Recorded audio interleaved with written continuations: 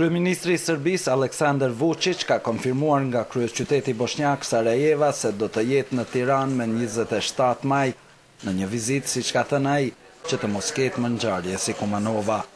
Ai ka thënë se ende ka njerëz të marrë që mendojnë se në rajon nuk duhet të ketë marrëdhënie të mira.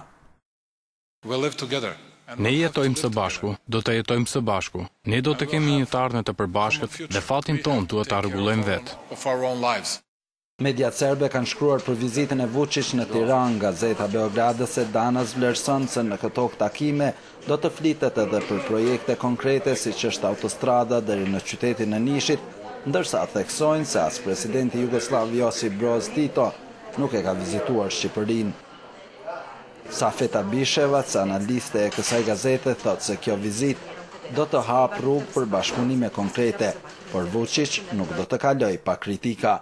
Nacionalistëve nuk do t'ju pëlqej kjo, pasi do donin që Beogradi e Tirana të mos kenë kurrë marrëdhënie për shkak të Kosovës, por është një lëvizje e mirë edhe për Bashkimin Evropian, por edhe për interesat e të dyja vendeve. Vučić është ftuar në Tiranë, por prej disa muajsh nuk dihen nëse kjo vizitë do të jetë në kuadër të aktiviteteve të tjera apo vizitë zyrtare. Idro Seferi, Top Channel, Beograd.